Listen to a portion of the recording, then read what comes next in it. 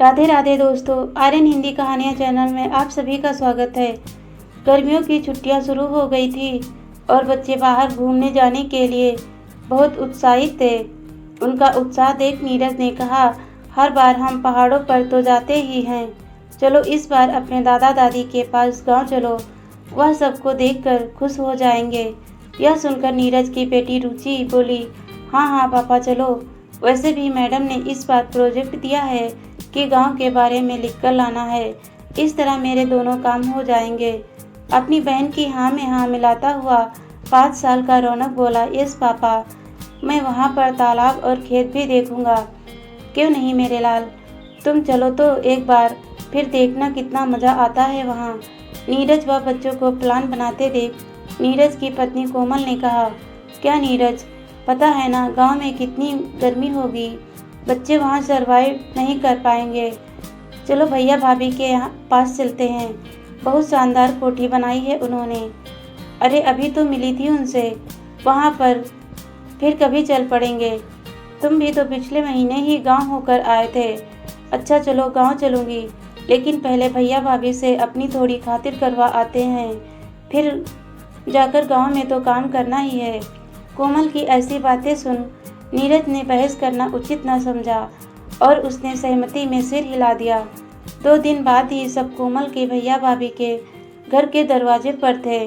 दरवाज़ा खोलते कोमल उनसे गले मिलते हुए बोली, सरप्राइज़ भैया, सरप्राइज़। उनकी आवाज़ सुन उसकी भाभी भी बाहर आ गई और बोली, अरे तुमने तो कोई खबर भी नहीं दी आने की। अरे भाभी फिर मज़ा ही क्या रहता, अब तो मैं 3-4 दिन तक रुक कर ही जाऊंगी, कह वह सोफे पर बैठ गई। कोमल को आए 1 दिन ही हुआ था, लेकिन वह देख रही थी भाभी कुछ उखड़ी उखड़ी सी है। उसे लगा शायद भैया भाभी की आपस में कुछ कहासुनी हो गई होगी, इसीलिए उनका मूड ऑफ है।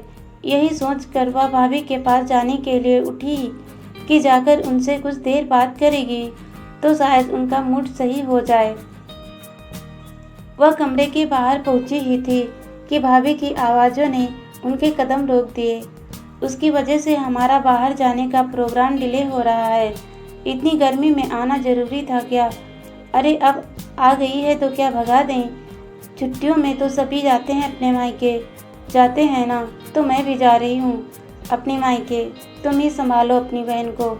यह सब सुन कोमल दरवाजे से ही लौट गई और अपने कमरे में जाकर सामान की पैकिंग करने लगी।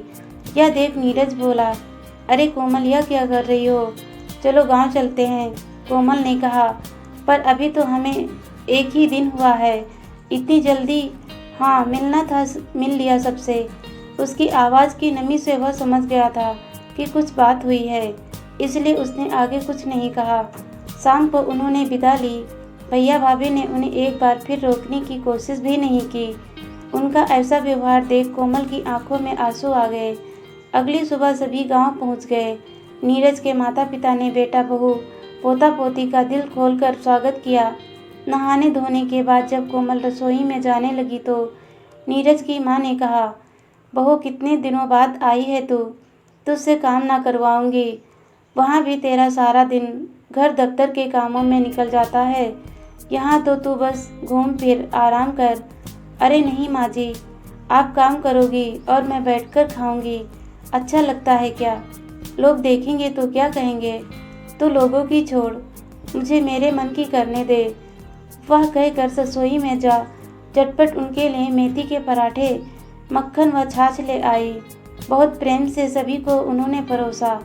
उनका यह भाव देखकर कोमल को अपनी सोच पर शर्मिंदगी हो रही थी। शाम को वह बच्चों के साथ घूमने खेतों की तरफ निकले। रास्ते में सभी गांव वाले उनसे बहुत ही स्नेह से मिल रहे थे और बच्चों को खूब प्यार कर आशीर्वाद देते। खेतों में लगे ट्यूबवेल के ठंडे पानी में नहाकर वह अपने हाथों से खीरे ककड़ी तोड़कर बच्चों को बहुत आनंद आ रहा था। वापसी में नीरज सभी को अपने चाचा के घर ले गया। पूरा परिवार उन्हें देखकर बहुत खुश हुआ और सभी उनकी सेवा पानी में लग गए। चाची ने कहा, बेटा तुम सब खाना खाकर ही जाना। यह सुन नीरज बोला, चाची अब तो नहीं, माँ ने बना लिया होगा।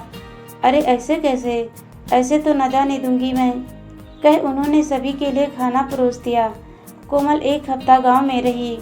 इस एक हफ्ता में गांव वालों से इतना प्यार मिला जो शायद अपनों से भी ना किया हो। गांव में अपने पराये का भेदभाव ना था। जिस घर जाओ वही सेवा सत्कार के लिए तत्पर था। कितनी खुले दिल से मिल रहे थे सभी गांव वाले।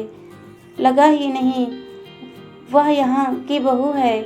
गांव की शुद्ध हवा पानी की तरह यहाँ के लोगों का मन भी निर्मल व स्वच्छ था, जिसमें कोई छल कपट न था। हम शहरी गांव में रहने वालों को अक्सर गंवार समझते हैं, लेकिन वह गंवार शहर में रहने वाले उन गंवारों से कहीं बेहतर हैं जो भावहीन को केवल अपने लिए जी रहे हैं, जिन्हें दूसरों की दुख तकलीफों से कोई फर्क नहीं पड़ता। रिश्ते उनके लिए बेनामी हैं, मायने रखते हैं तो बस धन दौलत, रुतबा व स्टेटस। गांव वालों के रुपये पैसे भले ही कम हो, पर उन जैसे दिलदार शायद ही शहरों में मिले। आज कोमल की नज़रों में गांव वालों के लिए मान सम्मान बहुत बढ़ गया था, साथ ही नीरज के लिए भी, जिसने शहर में रहते हुए भी अपने विचारों में अपने गांव की सभ्यता, संस्कृति व संस्कारों को सहेज कर रखा हुआ था। धन्यवाद दोस्तों।